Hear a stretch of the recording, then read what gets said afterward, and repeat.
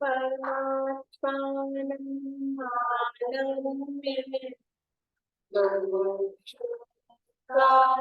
संवेदे ईश्वरोपदेशमाचरष्टे स्वशक्त्याशा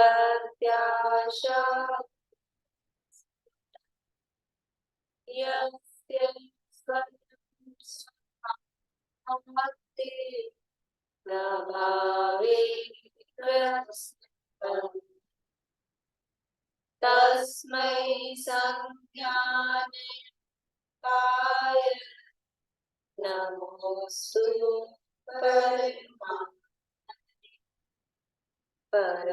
ब्रह्म परमात्मा पूर्ण ज्ञान घन वंदो परमानंदमय कर्म विभाग पूज्यपाद मुनिराज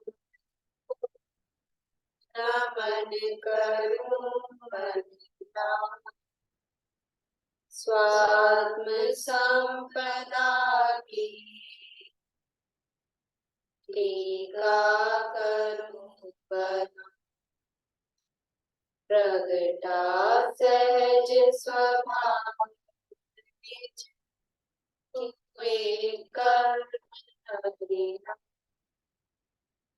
ज्ञान रूप परम प्रणवो में ज्ञान रूप परम प्रणवो में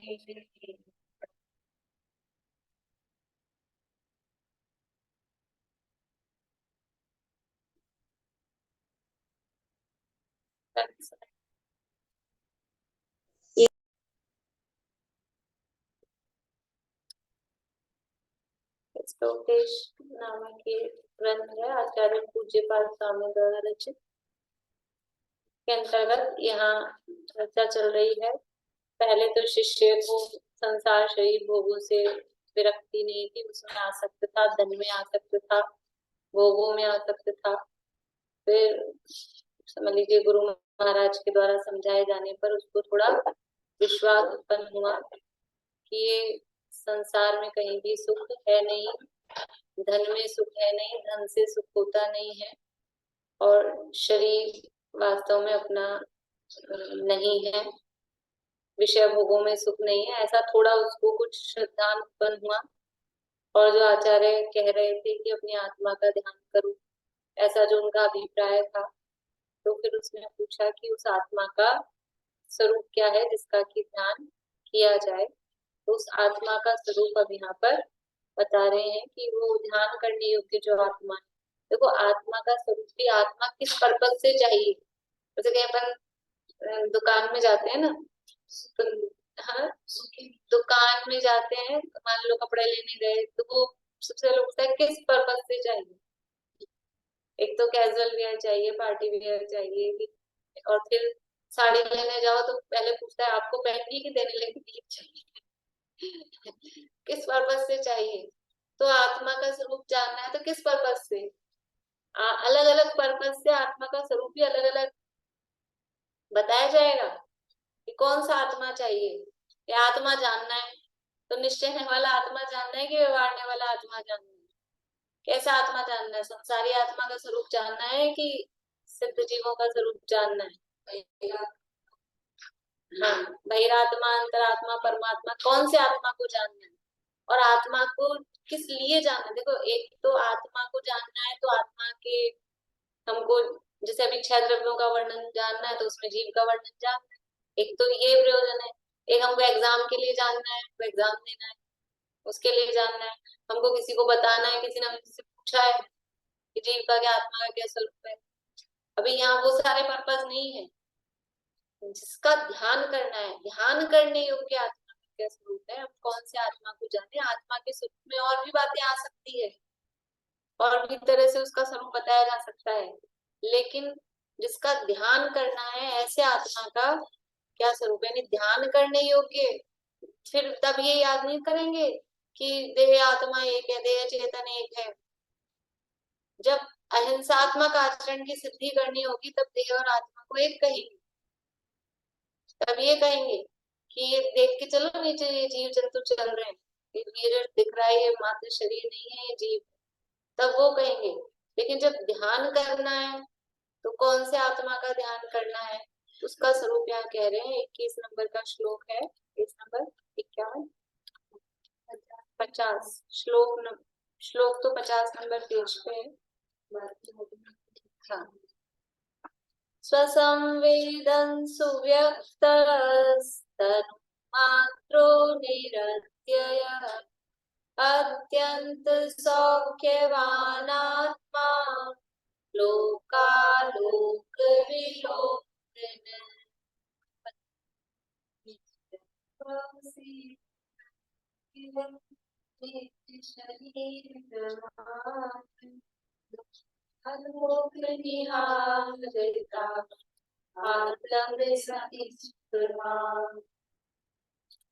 इसके अंतर्गत ये कहा कि आत्मा लोक और अलोक का ज्ञाता दृष्टा, अत्यंत सुख स्वभाव वाला, शरीर प्रमाण, अविनाशी, नित्य और स्व संवेदन द्वारा अच्छी तरह व्यक्त प्रकट है, अर्थात स्व संवेदन से प्रत्यक्ष है। ये सारे विशेषण आत्मा के जो 5 विशेषण यहाँ कहे हैं उसको शब्दार्थ से सिद्ध किया, मतार्थ से सिद्ध किया।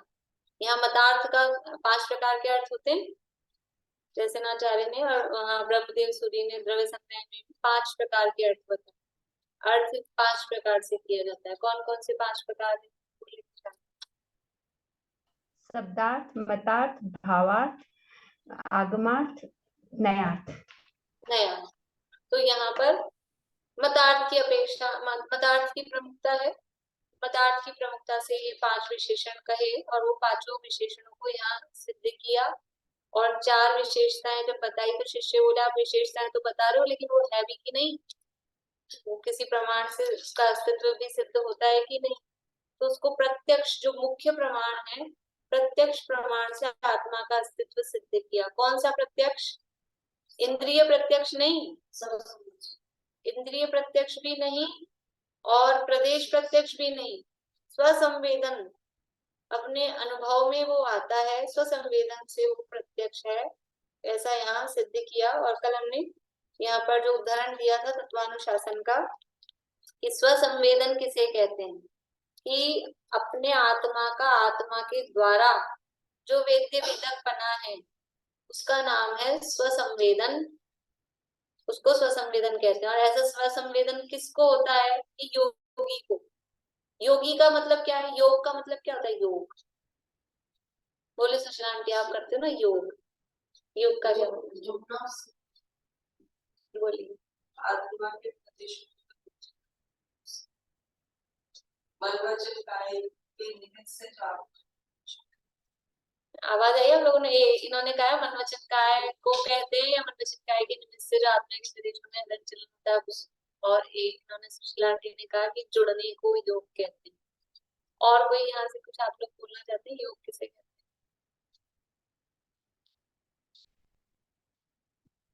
कुछ इसके अलावा बोलना हो तो? नहीं?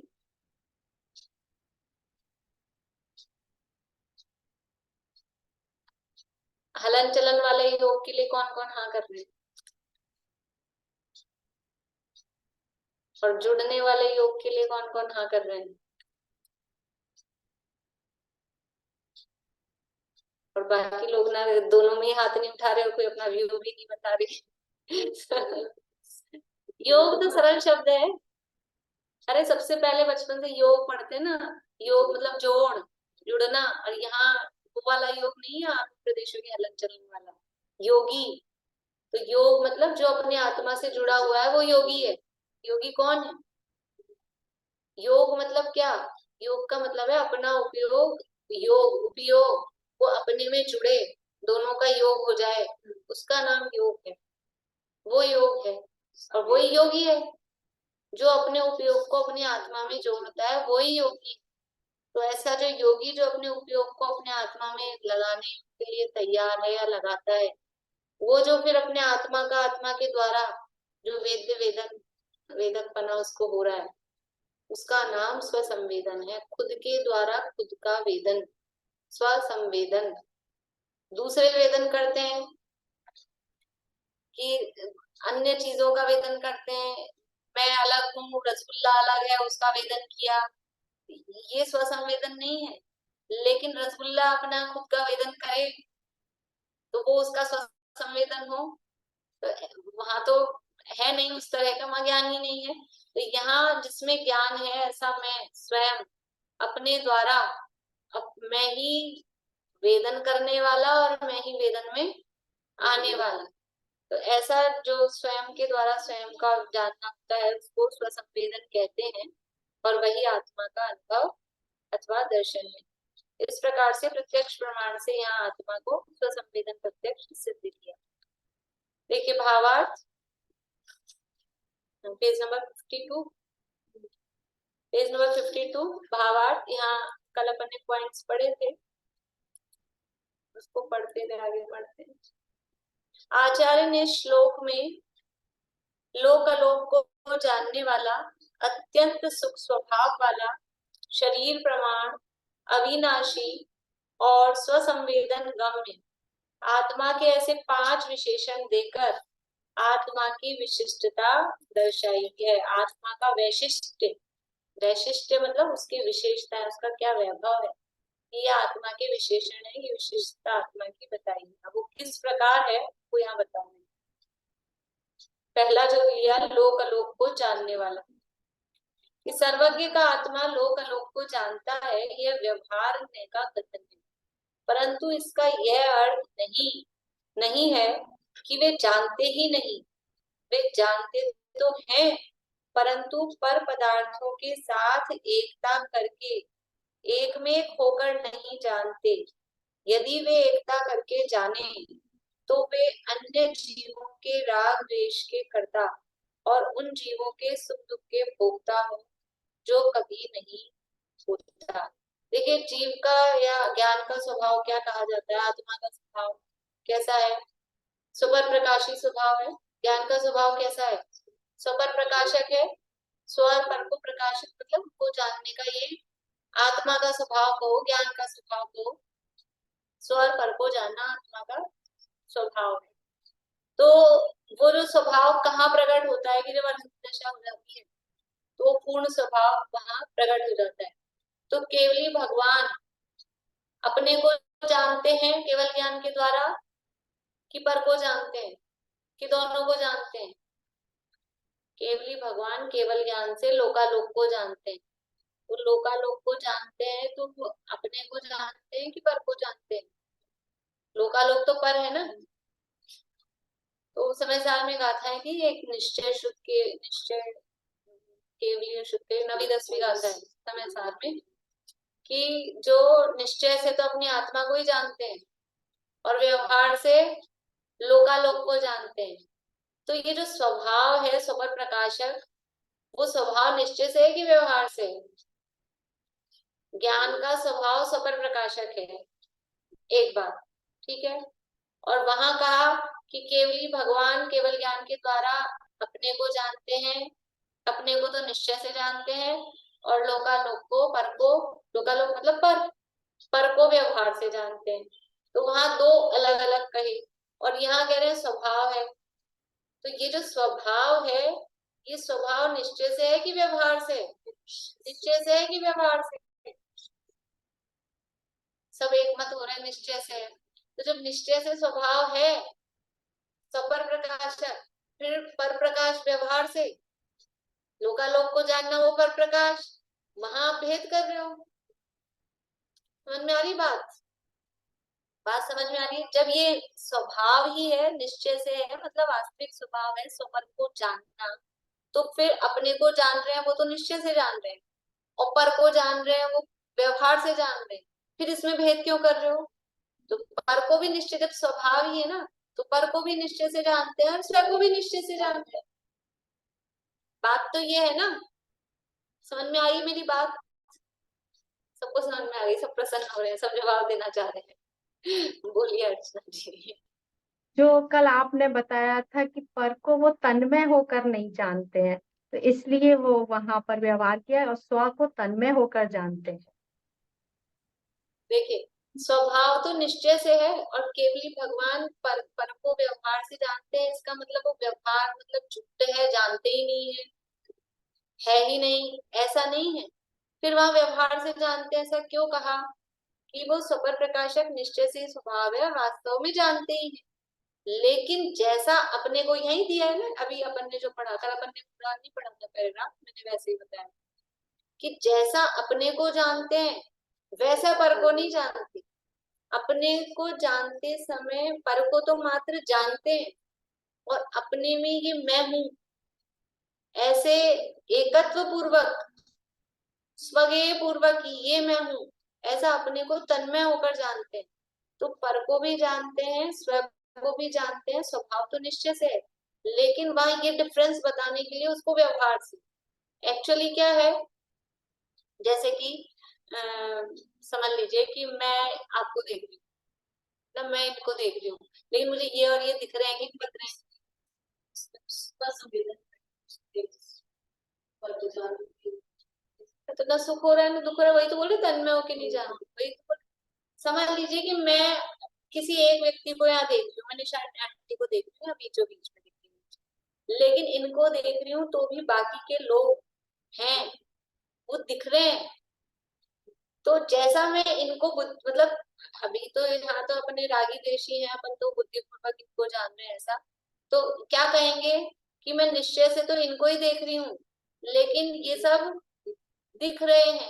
तो जैसा मैं इनको देख रही हूँ वैसा फिर जब किसी और को देखूंगी तब उधर जाएगा उपयोग। तो बाकी जो झलक रहे हैं, इसलिए वो जो शब्द आता है लोकालोक, झलकते हैं, वो जानते नहीं, आत्मा को तो जानते हैं और लोकालोक झलकते हैं, जानने में आ जाते हैं, इसलिए उसको व्यवहार से जानते हैं, ऐसा कहा। बोलो पागल। भाभी भगवान को तो राग द्वेष नहीं है, मेरा बना भी नहीं है, तो वो जैसे पर को जान रहे हैं वैसे ही तो स्वयं को जान रहे हैं। जैसे पर को स्वयं को नहीं जान, पर को तो पर रूप जान रहे हैं, और स्वयं ये मैं हूँ, ये प्रतीति चली तो ना कहीं शायद सम्यक है, अनंत काल तक रहेगा। शायद सम्यक का मतलब क्या है कि अपने में अपनापन, उसका नाम शायद सम्यक है। तो वो अपनापन थोड़ी ना छूटता है, मैं की प्रतीति जाती थोड़ी ना है। अरे मैं की प्रतीति तो अभी भी बता रहे हैं कि मैं की प्रतीति कभी नहीं गई, तब तो ससंवेदन गम्य है, आबाल गोपाल सबको जानने में आ रहा है, ये मैं की प्रतीति हर समय है। तो भगवान बनने के बाद में मैं की प्रतीति छूट जाएगी जो अनादि काल से है? तो वो मैं की प्रतीति तो वो अपने को तो अपने रूप से मैं रूप से जानते हैं, और पर को पर रूप से ही जानते हैं, लेकिन जो मैं के साथ में जो अपनापन तन्मयता है वो पर के साथ में, हम तो जिसको जानते हैं उसमें तन्मय होके जानते हैं। हम तो नॉवल पढ़ो, पुराने जमाने में पढ़ते थे, अभी नॉवल के जमाने गए, हम सीरियल देखते हैं, मूवी देखते हैं, हम कैसे देखते हैं? जो उसका हीरो और हीरोइन एक्टर कैरेक्टर जो होता है ना, विलेन में तो कौन तन्मय होता है, जो विलेन बुद्धि टाइप के होता है वो विलेन में तन्मय हो जाते हैं। लेकिन ज्यादातर लोग क्या है, मैच देखते हैं तो उस इंडिया में ऐसे तन्मय होके, अभी मैच का सीजन चल रहा है ना, वो तन्मय होके जानते हैं कि नहीं? आप देख लो, बिल्कुल कितना ही अच्छे से अच्छा आदमी हो, अगर वो जो सामान्य आदमी की बात कर रही, मूवी देखें सीरियल देखें तो उसके जो हीरो है उसके साथ में बिल्कुल एक में एक अपने आप को उसकी जगह फील करने लग जाते हैं, और अंदर ही अंदर वही कल्पना है कि ऐसा तन्मय होके जानते हैं। हम जिसको भी जानते हैं, आप कहोगे कि नहीं हम ये तो और चीजें, हम इसमें कहा तन्मय हो रहे हैं, तन्मय हो रहे हैं अकेला ऐसा नहीं, लेकिन उसमें राग द्वेष के बिना नहीं जानते, उसमें कुछ ना कुछ, और भले ही अभी ऐसा स्पष्ट रूप से नहीं दिख रहा कि पंखा दिख रहा है तो इसमें क्या राग द्वेष हो रहा है, लेकिन है ना हमारे तो अंदर तो है ही, राग द्वेष का भाव तो नहीं है। इसलिए गे और फिर गे जो है उस ज्ञेय रूप ही अपने आप को, मैं ज्ञान को अलग और ज्ञेय को अलग ऐसा नहीं जान पाती, ज्ञेय रूप ही अपने आप को अनुभव करती। तो यहाँ कह रहे हैं कि वे जानते ही नहीं, ऐसा नहीं है, वह व्यवहार ने का कथन है, परंतु इसका यह अर्थ नहीं है कि वो जानते ही नहीं, व्यवहार ने से जानते जानते। जैसे कि ये तो हमारे व्यवहार से बहन है, इसका मतलब क्या है, धर्म का भाई। धर्म के भाई का क्या मतलब होता है, धर्म का भाई का मतलब है कि भाई नहीं है, ऐसा ही है ना। तो ऐसे ही व्यवहार से जानते, इसका मतलब जानते ही नहीं है। ये मामा, किसी को कहे मामा चाचा आंटी चलता है आजकल, तो अभी चाची बोलो चाचा बोलो, तो ये क्या आपके पिताजी के भाई हैं, चाचा है कि नहीं? नहीं, ऐसे कहने के व्यवहार से कहते हैं। अड़ोसी पड़ोसी को कह देते हैं चाचा जी अंकल जी बोलो। धर्म का भाई है वो भाई नहीं है, और धर्म की पत्नी तो वो असली पत्नी है, धर्म का भाई असली भाई नहीं है। तो चलो एक मजाक की बात है, लेकिन पता लगता है ना, किसी से कहो ये आपका भाई है क्या, ये धर्म भाई, तो वहां धर्म शब्द लगते ही समझ में आ जाता है। तो ये व्यवहार से जानते हैं, इसका मतलब असलियत में नहीं जानते। ये ऐसा अर्थ नहीं, हम व्यवहार का अर्थ बिल्कुल झूठा है ऐसा हम समझते हैं, लेकिन ऐसा नहीं है। व्यवहार का मतलब ये है कि अलग अलग प्रकरण में कि वो प्रयोजन भूत नहीं है, उससे हमारे मोक्ष मार्ग की सिद्धि नहीं होती है, अपितु वो उसके विषयभूत पदार्थ का आश्रय करने से मोक्ष मार्ग अवरुद्ध और होता है। व्यवहार आश्रय करने योग्य नहीं, व्यवहार है लेकिन व्यवहार मानने योग्य नहीं है, व्यवहार की मान्यता छोड़ने योग्य। तो केवली भगवान लोकालोक को जानते हैं, व्यवहार का कथन है। इसका मतलब क्या है कि वास्तव में तो वो अपने को ही जान रहे हैं, जान तो अपने को ही रहे हैं।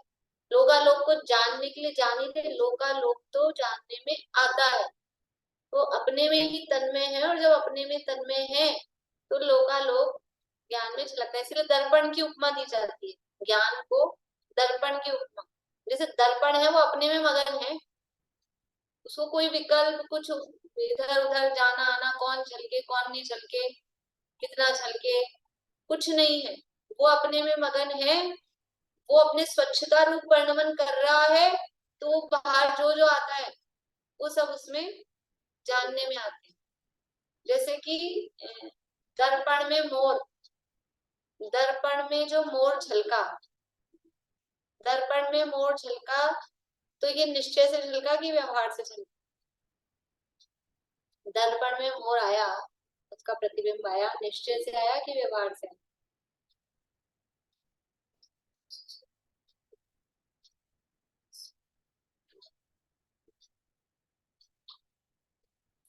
मेजोरिटी व्यवहार वालों की है।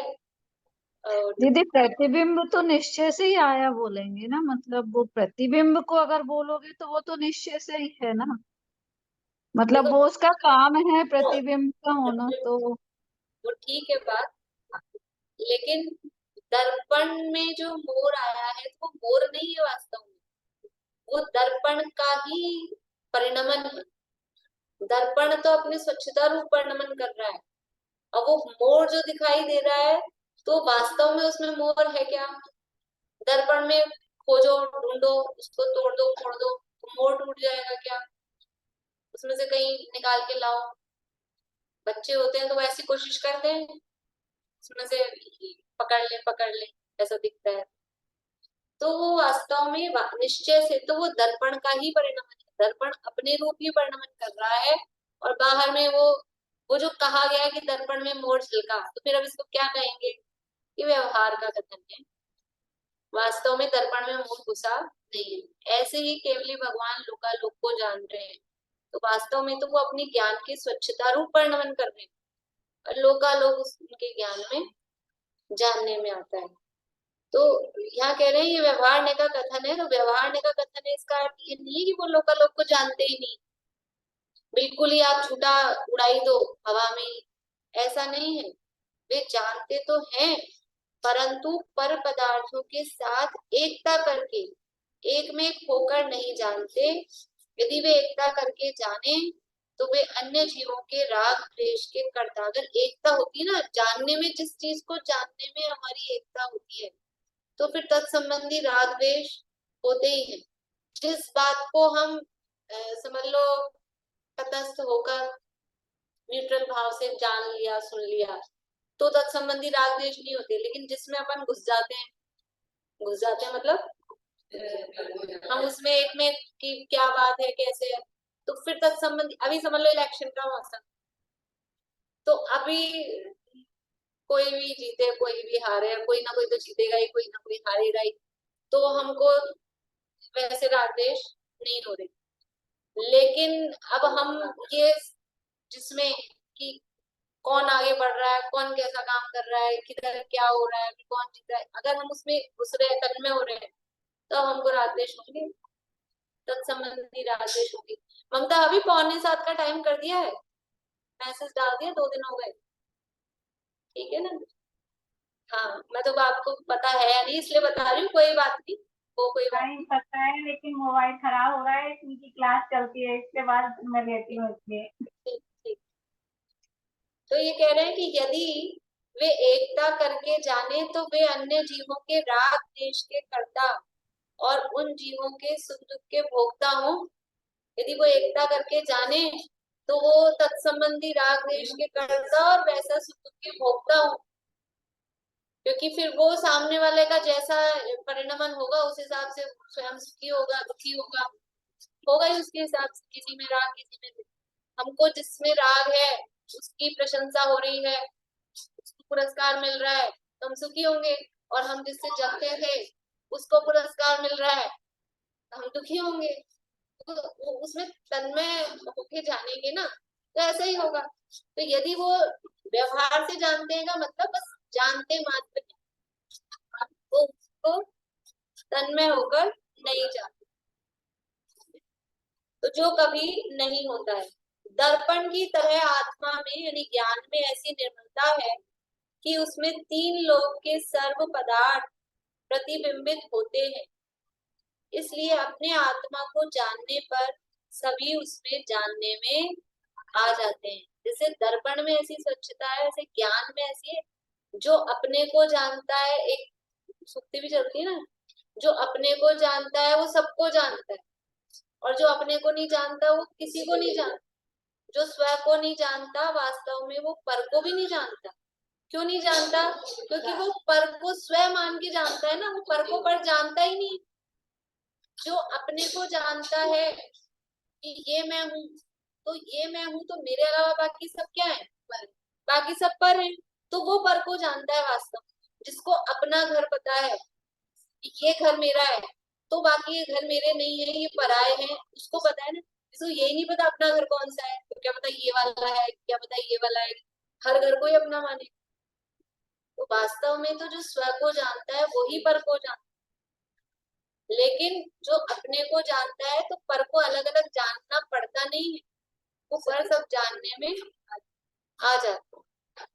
ऐसा है। तो ज्ञान को दर्पण की उपमा दी जाती है। क्यों दी जाती है ज्ञान को दर्पण की उपमा?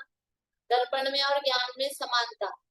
पुरुषार्थ सिद्धि उपाय की टीका लिखते समय डोडोमल जी साहब ने 4 पॉइंट दिया। अपन ने पहले चर्चा की है इसमें, हमें श्री वर्धमान आए रत्नगंज शाखाचार्य के मंगलाचरण के समय। ख्याल है किसी को?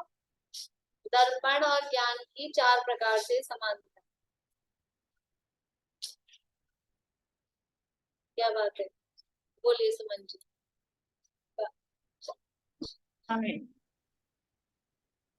एक तो जो चीज सामने आती है, ज्ञान में जो सामने आया वो गे बनता है, गे का विषय बनता है। दर्पण में जो सामने आया वो दर्पण झलकाता है। एक बिना भेदभाव के ज्ञान में भी चीजें झलकती है और दर्पण में भी बिना भेद की। मुझे ये अच्छा लग रहा है तो मैं झलकूं, या मुझे बुरा लग रहा है तो ना झलकूं, ऐसा मतलब नहीं क्या है होता। कि जैसे दर्पण को राग द्वेष नहीं है, विष्टा झलके तो, रसगुल्ला झलके तो, काली गलूटी स्त्री झलके तो, और सुंदर स्त्री झलके तो। सुंदर स्त्री अपना चेहरा देख काली गलूटी देखती नहीं होगी चेहरा, वो भी तो देखती है। काली कलौटी देखे तो मुंह बिगाड़े और सुंदर हीरोइन देखे तो खुश हो जाए, कोई राग द्वेष नहीं है। तो जिस प्रकार दर्पण को राग द्वेष नहीं है कि इसको जानू और इसको नहीं जानू, ऐसे ज्ञान को भी कोई राग द्वेष नहीं है कि इसको जानू और इसको, केवल ज्ञान में ये ऑप्शन है, ये फैसिलिटी है, नरक तो नहीं झलकना चाहिए, स्वर्ग स्वर्ग झलकना चाहिए अपने, तो नाके नाक साम सौख्यम वो झलकना चाहिए, नरक की गंदी वाली ये सब मार काट वो अपने को पसंद नहीं। तो ऐसा वहां कोई राग द्वेष नहीं है। बोलिए। और पर पदार्थों से अप्रभावी रहता है, प्रभावित नहीं होता। दर्पण भी जैसे अग्नि झलक रही है तो वो गर्म नहीं हो जाएगा। ज्ञान भी ऐसे कि मुझे कुछ अच्छा दिखा तो मैं खुश हो जाऊं। वही आ गई ना बात, वही आ गई राग द्वेष वाली बात। हाँ। बोलो पारुल, बोलो। जिस प्रकार दर्पण किसी के पास नहीं जाता प्रतिबिंब को झलकाने के लिए, उसी प्रकार केवल ज्ञान भी नहीं जाता। बढ़िया। जैसे दर्पण अपनी जगह है, वो पदार्थों के पास नहीं जरा वहां जा जाके, ये अपनी जगह है, पदार्थ कितना ही दूर हो कितना ही पास हो वो उसमें झलकता है। ऐसे ही ज्ञान भी अपनी जगह है, अपनी मर्यादा में। ज्ञान लोकालोक को जानता है, अलोक को भी जानता है, तो अलोकाकाश में पहुंच जाता है। ज्ञान सर्वगत है, यह आत्म ज्ञान प्रमाण है, हर ज्ञान ज्ञेय प्रमाण है ज्ञेय लोकालोक।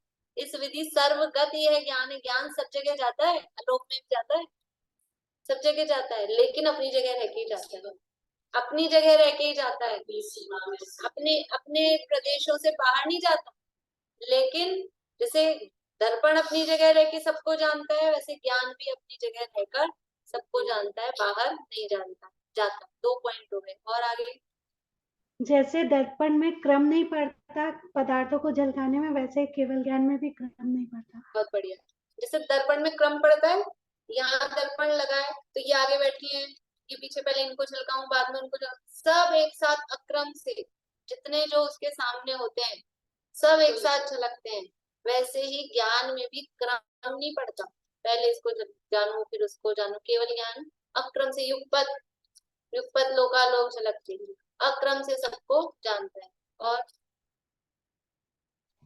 उसकी कोई इच्छा नहीं होती, जिस प्रकार दर्पण की कोई इच्छा नहीं होती कि इसको झलकाऊं कि इसको झलकाऊं, उसी तरह केवल ज्ञान में कोई इच्छा नहीं होती। हो गई राग द्वेष। चौथा पॉइंट राग द्वेष का ही है। फिर वो ये उसको इष्ट अनिष्ट भाषित नहीं होता कि ये पदार्थ इष्ट है ये अनिष्ट है। देखो ये कि बोलिए आप। अगर ज्ञान आवरण से कुछ पदार्थ है ऐसे दर्पण भी आगे तो पदार्थ है, पर यहाँ तो केवल ज्ञान की बात है, केवल हाँ वो अप्रभावी, वो राग द्वेष वाली भी है। एक और दर्पण के तो सामने कोई आए तब झलकेगी चीज, लेकिन ज्ञान में ऐसा, केवल ज्ञान में ऐसा नहीं है। केवल ज्ञान में तो सब तरह भी झलकते हैं। अपन अंतर नहीं बता रहे, अपन समानता बता रहे। दर्पण और ज्ञान में अंतर नहीं बता रहे, समानता बता रहे। देखिए तो एक पॉइंट वही है कि एक तो जैसे ये वाला लिया ना अपन ने कि दर्पण उठ के बाहर नहीं जा रहा, दूसरा पॉइंट ये है कि दर्पण तो नहीं जा रहा, ये इसमें आ रहे हैं, पदार्थ ज्ञान में घुस रहे हैं क्या, पदार्थ दर्पण में घुस रहे हैं क्या। तो जैसे दर्पण पदार्थों के पास नहीं जाता, वैसे ही ज्ञान भी पदार्थों के पास नहीं जाता। एक पॉइंट। दूसरा पॉइंट, जैसे पदार्थ दर्पण में नहीं घुस जाते, आके मोर घुस गया दर्पण में, तो जैसे पदार्थ दर्पण में नहीं घुसते, वैसे पदार्थ ज्ञान में भी पदार्थ नहीं घुसते। ज्ञान लोकालोक को जानता है, लेकिन लोकालोक ज्ञान में आ जाता है कहेंगे हम, लेकिन घुसता नहीं है। वो पदार्थ अपनी जगह ही है, ज्ञान अपनी जगह ही है। तो ये 2 पॉइंट है। तीसरा है कि जिस प्रकार दर्पण को इच्छा नहीं है, राग द्वेष नहीं है, अप्रभावित रहता है, वो सब एक ही बात है। वैसे ही ज्ञान को भी राग द्वेष नहीं है, इच्छा नहीं है, अप्रभावित रहता है, ज्ञेय से अप्रभावित रहता है। और चौथा क्रम वाला हो गया कि जिस प्रकार ज्ञान में क्रम नहीं पड़ता, दर्पण में क्रम नहीं पड़ता, उसी प्रकार ज्ञान में भी क्रम नहीं पड़ता। तो इस तरह से दर्पण की उपमा, दर्पण आए थे, यद विद्या दर्पण आए थे ना, पुरुषार्थ सिद्धि उपाय में टोडोमल जी सामने लिखे ये पॉइंट्स, अपने मन से नहीं बता रही हूँ, उसकी टीका में टोडामल साहब ने टीका लिखी ना पुरुषार्थ सिद्धि पाई, उसमें ये 4 पॉइंट। तो दर्पण की तरह आत्मा में यानी ज्ञान में ऐसी निर्मलता है कि उसमें 3 लोक के सर्व पदार्थ प्रतिबिंबित होते हैं, इसलिए अपने आत्मा को जानने पर सभी उसमें जानने में आ जाते हैं।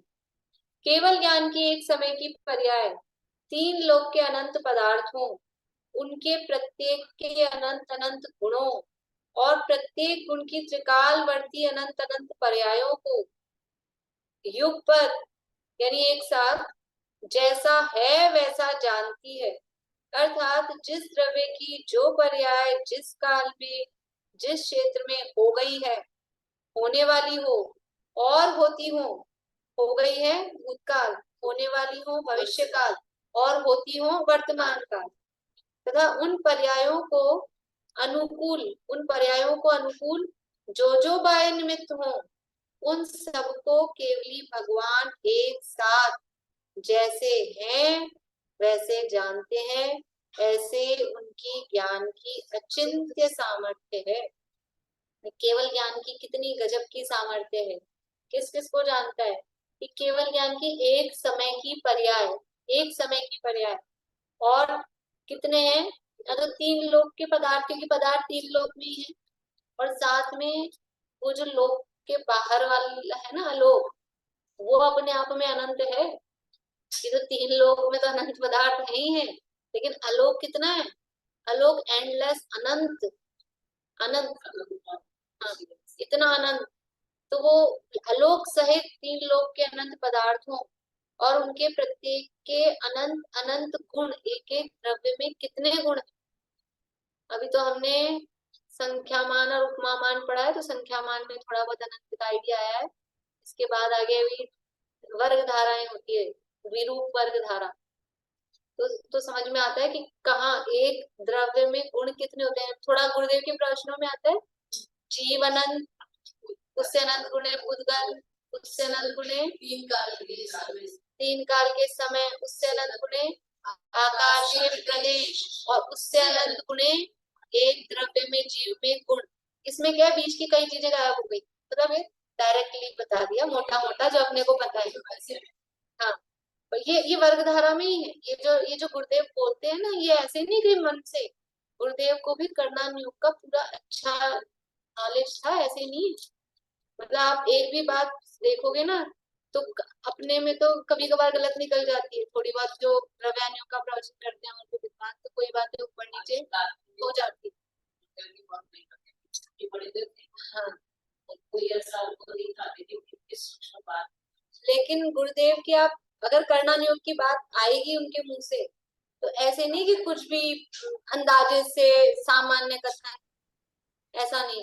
एक आध बार और भी पहले किसी प्रवचन में यानी स्थितियों की बात की, तो साता वेदनी की 15 कोड़ाकोड़ी सागर, असाता की वेदनी कर्म की उत्कृष्ट स्थिति कितनी है 30, लेकिन साता की कितनी है, साता की 15 ही, आधी होती है। तो गुरुदेव ने 15 ही बोली थी, ऐसे नहीं कि भाई सामान्य 30 बोल रहे हैं क्या फर्क पड़ता है, नहीं है इतना, बराबर पूरा। पर वो प्रमुखता द्रव्यान योग की समय सार की प्रमुखता थी, पर उनको ज्ञान नहीं था।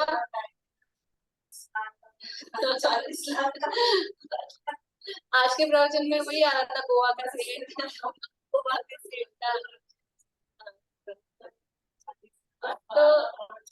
तो मतलब ये है कि ऐसे नहीं है कि मतलब कर्णान योग की जो बात है वो ऐसे ही नहीं है, पर हाँ प्रमुखता जीवन में इसीलिए होनी चाहिए, पर उससे परफेक्टनेस से बराबर आती है। एक बार फिर से बोल दीजिए ना, वो जीव अनंत पुद्गल अनंत आनंद। जीव अनंत, उससे अनंत गुणे पुद्गल, फिर उससे अनंत गुणे 3 काल के समय, उससे अनंत गुणे आकाश के प्रदेश। ये जो अपन ने उसमें प्लस किए थे ना अनंत लाने के लिए, वो उसी क्रम से वही चीजें हैं। और फिर उससे अनंत गुणे एक द्रव्य के गुण, जीव द्रव्य के गुण, 3 काल के समय, भूतकाल में जितने समय हो गए। देखो काल द्रव्य तो है असंख्यात, वो तो द्रव्य तो काल वो तो असंख्यात है, लेकिन एक एक समय कर करके भूतकाल में कितना बीत चुका है और एक एक समय कर करके भविष्य कितना है। जितना भूतकाल बीत गया उससे अनंत गुना बड़ा भविष्य है, एंडलेस है ना वो भी। तो कितने समय होंगे, एक सेकंड में कितने समय है, एक सेकंड में आवलियां कितनी है, संख्यात आवलियां हैं।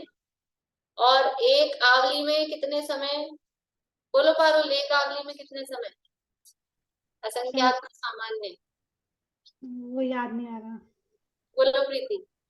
किताब नहीं। जगन्य युक्त संख्यात। जगन्य युक्त संख्यात कौन से नंबर का संख्यात है, चौथे नंबर का संख्यात है जगन्य युक्त संख्यात। उससे पहले 3 असंख्यात और हैं परिधि।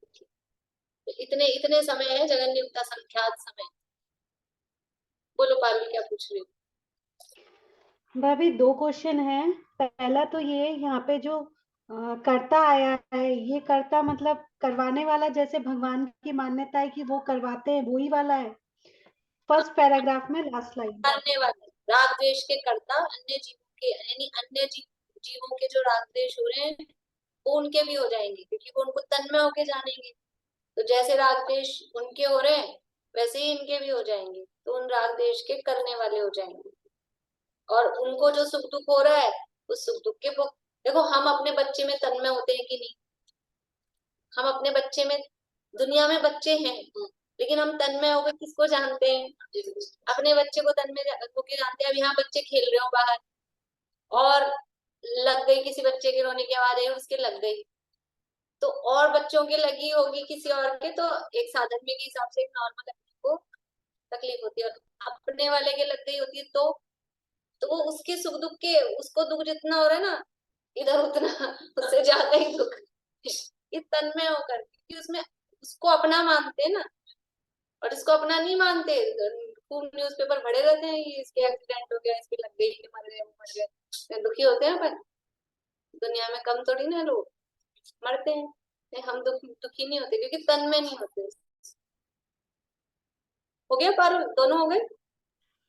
एक ये था जो केवल ज्ञान में झलकते हैं, त्रिकालवर्ती पर्याय एक साथ झलकती हैं एक ही समय में। एक साथ बिल्कुल एक साथ। अभी इसके लिए आगे उदाहरण दे रहे हैं या प्रवचन सार के उदाहरण दे रहे हैं। एक मतलब साथ ये सारी पर्याय एक साथ झलकेंगी।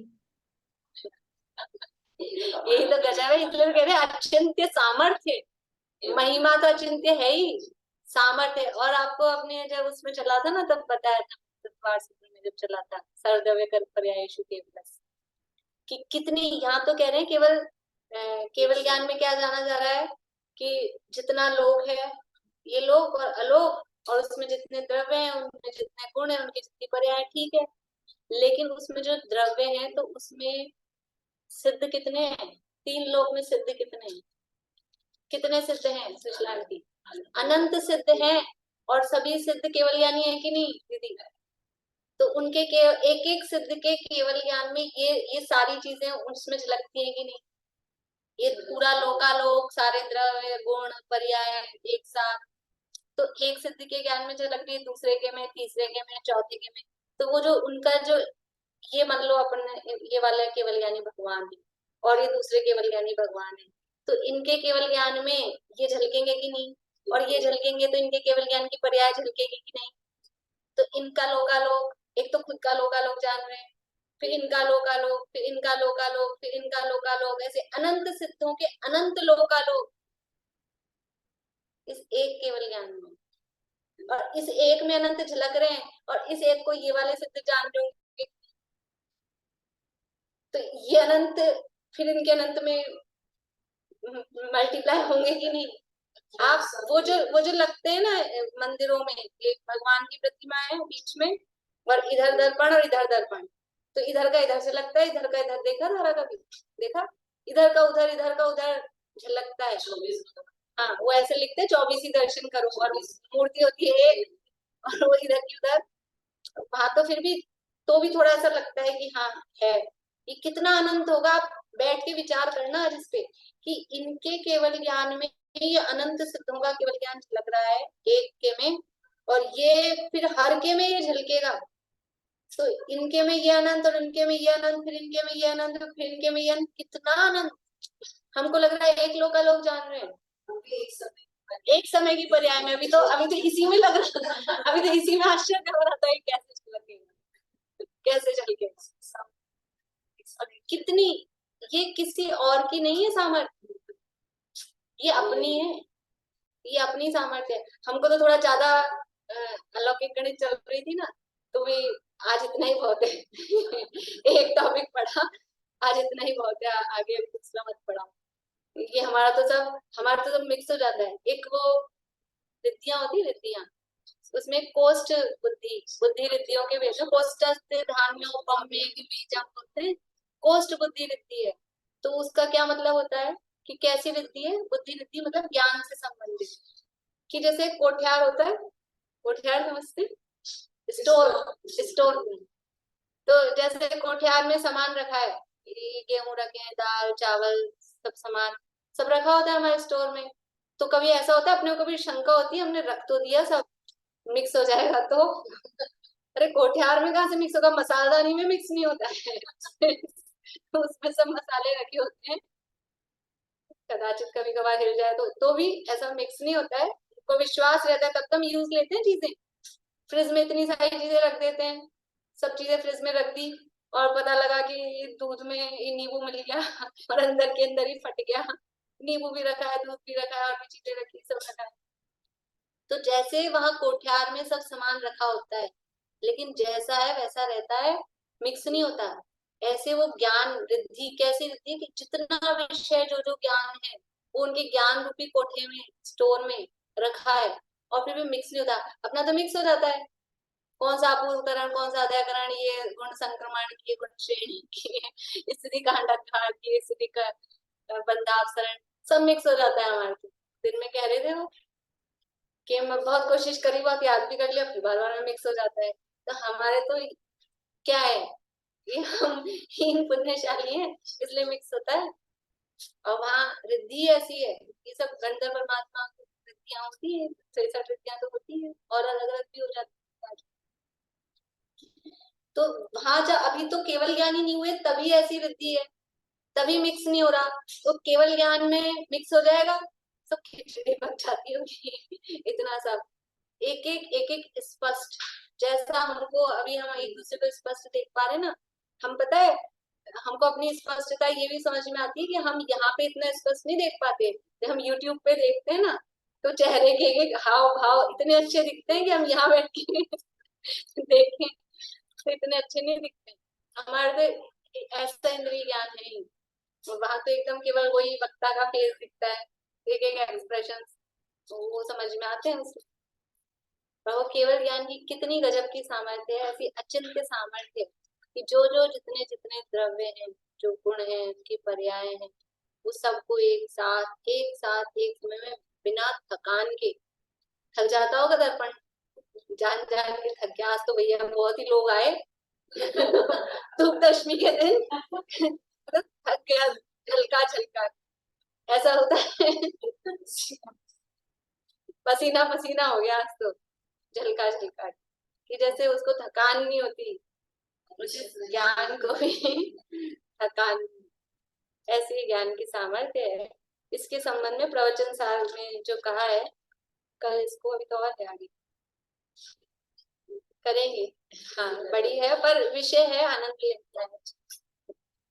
और कुछ है पारुल, बोलो। भाभी तो इसका मतलब ये हुआ, मैं जब से निगोद से निकली, निगोद में थी, तब से लेकर आगे जब तक मैं सिद्ध नहीं बनूंगी तब तक की सारी पर्याय एक समय में देख लेंगी। हाँ अकेले तुम्हारी नहीं, मम्मी की, पापा की, आकाश की, सबकी, एक ही समय में देख लेंगे। सबकी, अपनी सबकी। एक थोड़ा सा अलग हटके क्वेश्चन है, जो सादी मिथ्या दृष्टि होता है वो सीधा शायिक सम्यक दर्शन प्राप्त कर लेगा? नहीं, मिथ्या दृष्टि है ना, मिथ्या दृष्टि कभी भी शायिक सम्यक दर्शन प्राप्त नहीं कर सकता। शायिक सम्यक दर्शन शायोपशमिक सम्यक दृष्टि ही प्राप्त करेगा, तो वो सीधा शायोपशमिक सम्यक दर्शन प्राप्त करेगा। सादी मिथ्या दृष्टि है, और उसका यदि वो वेदक योग के काल अभी चल रहा है, तो वो शैक्षणिक सम्यक दर्शन सीधा प्राप्त करेगा, उसके बाद शाही करेगा। शाही सम्यक दर्शन कभी भी मिथ्या दृष्टि को नहीं होता। मतलब उसको पहले शायोक्षम सम्यक के लिए 2 करण करने पड़ेंगे, फिर वापस 3 करण पूर्वक ही शायद वापस सम्यक वापस भी 2 बार 3 करण, एक बार अनंतानुबंधी के लिए और दोबारा में दर्शन। केवली भगवान के पदमूल में उसको जाना पड़ेगा। अनंतानुबंधी की किसी योजना तो कोई भी कर सकता है, चारों गतियों में कोई उसके लिए पादमूल की जरूरत नहीं। बोलिए सुमन जी। ये कहते हैं ना औपशमिक सम्यक व असंख्यात बार। बोला ना, तो शादी को उपशम तो हो ही चुका है, शादी में उसकी पूछा हूँ। हाँ, तो उपशम तो फिर उसमें है ही। अनादि की बात, इसके लिए पहले उपशम हो। हाँ, अनादि को तो पहले औपशमिक होगा। बोलिए। ये कहते हैं ना औपशमिक सम्यक व असंख्यात बार हो सकता है, तो इसका क्या, इसको प्रथमोपशम, तो इसको समझाइए, ये कैसे हो सकता है असंख्यात बार? यानी वो जो 3 टुकड़े हुए ना, वो 3 टुकड़े लैप्स हो सकते हैं असंख्यात बार। एक बार किया, 3 टुकड़े किए, फिर वो जुड़ गए, तो वापस से अभी मैं सामान्य बता रही हूँ, 3 नहीं भी जुड़ गए तो भी वो टाइम, यानी पल्ले का असंख्यात भाग काल अगर बीत गया, औपशमिक सम्यक हुआ, प्रथमोपशम हुआ और छूट गया, मिथ्या दृष्टि हो गया, और फिर पल्ले का संख्यात भाग काल बीत गया, और दोबारा फिर सम्यक तो नहीं किया शैक्षणिक, तो फिर से उसको प्रथमोपशम करना पड़ता है। तो वो 3 टुकड़े बने हुए भी हो सकते हैं, या फिर 3 टुकड़े जुड़ के 2 या 1 भी हो गए हो, जैसे भी हुआ हो। लेकिन अगर वो टाइम, उसका टाइम है, पल्ले का संख्यात भाग काल अगर उसका बीत गया है, तो वो उसका सर्टिफिकेट अनवैलिड हो गया है, वो जो सर्टिफिकेट मिला था ना वो बेकार हो गया है, तो फिर से प्रथमोपशम करना पड़ेगा। फिर प्रथमोपशम किया, फिर वही पल्ले का संख्यात भाग काल तक, यानी मिथ्या दृष्टि हो गया, और फिर दोबारा नहीं किया, तो फिर से वो अब करेगा तो प्रथमोपशम करना पड़ेगा। ऐसा फिर दोबारा, फिर चौबारा, ऐसा करते करते असंख्यात बार हो तो ये सकता है। काल भी तो इतना बड़ा है, पल्ले का असंख्यातवां भाग, ये काल भी तो बहुत लंबा है, तो एक बार सम्यक ऑप्शन प्रथमोपशम सम्यक करने के बाद इतनी बार छूट भी जाता है कि वो इतना लंबा असंख्यात बार कर सके, वैसा हो सकता है। उठ जाता है, ऐसा नहीं है, यानी इसलिए विराधना से भी डरना चाहिए। विराधना का भी मतलब कैसा है, हमने जरा सा कर लिया, हम तो 2 घंटे ज्यादा पढ़ लेना तो ऐसे बहुत पढ़ लिया, हाँ, मैं चौड़ा और बाजार सकड़ा हो जाता है, बहुत कर लिया हमने तो, और बहुत कर रोज भी करते हो तो बहुत करते हैं ना, और क्या करेंगे। लेकिन ये कब स्लिप हो जाता है, कब छूट जाता है, पता ही नहीं चलता। सम्यक दर्शन के काल में मरण हो तो ही इन नदियों में नहीं, या छूट जाए तो भी सम्यक तो छूट गया जब, तो चारों गतियों में कहीं भी जा सकता है। सम्यक तो लेके जाने की बात है, प्रथम नरक में सम्यक तो सहित जाएगा तो पहले नरक से नीचे नहीं जाएगा। मतलब कहते हैं ऐसा ही है ना कि चौथे गुण स्थान में तो फिर मिथ्या दृष्टि हो गया ना, मिथ्या दृष्टि होने के बाद तो कहीं भी जा सकती है।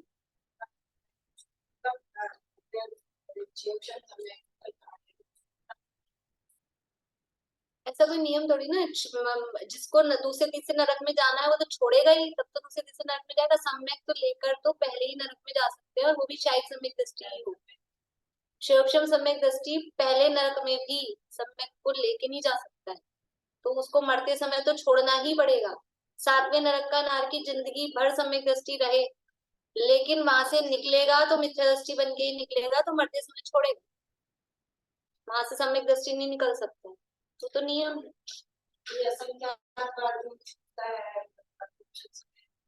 तो मरण के काल में दृष्टि नहीं,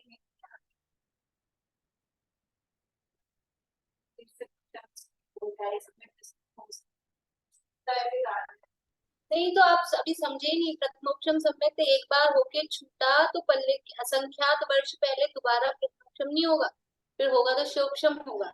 यहाँ प्रथमोपशम की बात चल रही है, वो तो दिन की क्लास से है उनका प्रश्न, नहीं तो दिन में चल रहा है वो प्रश्न। असंख्यात बार छूटा हुआ कैसे, लेकिन दोबारा होगा तो असंख्य एक बार प्रथमोपशम हुआ, छोड़ दिया, मिथ्या दृष्टि हो गया, अब असंख्यात वर्ष तक मिथ्या दृष्टि ही बना हुआ है, सम्यक दर्शन प्राप्त ही नहीं किया शिवक्षम सम्यक, तो दोबारा हुआ तो शिवक्षम ही होगा। अगर असंख्यात पल्ले का असंख्यात भाग काल के पहले बीच में किया तो शोभशम ही होगा, शोभशम ही होगा। और अगर पल्ले का असंख्यात भाग काल बीत गया है तो दोबारा होगा तो प्रथमोपशम ही होगा। उसको बोलते हैं वेदक योग यानी शोभशम योग्य काल। ये चल रहा है, मान लो हमको एक सर्टिफिकेट मिला है 5 साल की वैलिडिटी है, तो 5 साल के बीच में जब भी होगा तो शोभशम सम्यक भी होगा। लेकिन 5 साल निकल गए तो अब आपको वापस से सारा काम मतलब रिन्यू कराने का भी एक टाइम पीरियड होता है ना, रिन्यू का भी टाइम गया तो अब आपको शुरू से ही पूरा बनाना पड़ेगा पासपोर्ट वगैरह जो भी। वैसे ही यहाँ तो उसके बाद तो वो चारोवती में जा सकते, सम्यक तो छोड़ के तो कहीं भी जाए ना, सम्यक छोड़ने के बाद तो फिर कहीं भी जाए। सम्यक तो सहित जाने की बात है जो मना किया है ना, सम्यक तो सहित नहीं जा सकता होगा। वो तो तब जाएगा जब अज्ञान दशा में पहले चलेगी। हाँ, तो भी शायद सम्यक दृष्टि पहले जो आयु बांध ली है मनुष्य तिर्यंश, टाइम अपना कोई गया ज्यादा ही हो गया है, पहले जिसने आयु बांध ली है मनुष्य की, देव तिर्यंश की और नरक की, मिथ्यात्व दशा में ये 3 आयु जिसने बांध ली और अब कर लिया बाद में सम्यक, तो अब सम्यक तो सहित वो जाएगा अगर इन गतियों में, तो शायद सम्यक तो सहित ही जाएगा, चाहे मनुष्य बने भोग भूमि का ही बनेगा, तिर्यंश बने भोग भूमि का ही बनेगा, लेकिन शायद सम्यक दृष्टि ही होगा। अगर शोभशम सम्यक दृष्टि है तो सम्यक तो लेके मनुष्य में तिर्यंश में जा ही नहीं सकता है और न ही नरक में जा सकता, सम्यक को लेके देवगति में जा सकती है। भाभी तो वो तो फिर वापस दूसरी गति में जाके ग्रहण भी कर सकता हाँ है। फिर तो कर सकता है ना, फिर मनाए बोलो भाई, वो तो कहते ही है ना। भाभी तो वो भोग भूमि में जाएगा और भोग भूमि के जीव फिर स्वर्ग में जाते हैं तो वो स्वर्ग में ही जाएगा, हाँ फिर हाँ मनुष्य बनेगा। हाँ, स्वर्ग में ही जाएगा वो भूमि पे। और अनंतानुबंधी की विषय योजना ये त्रियंश और नारकी भी कर सकते हैं। हाँ चारों गतियों में चारों से चलिए चलिए।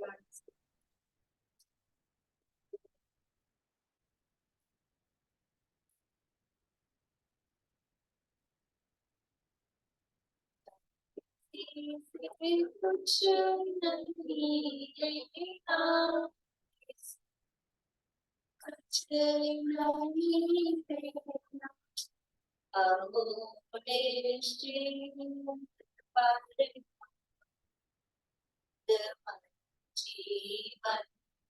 हमारा ज्ञानमय लोक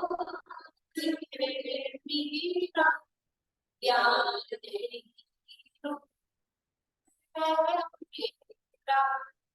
परम निर्दोष ज्ञान जीवन हमारा अब चिंतन मेरा सच जीवन हमारा अनादि अनंत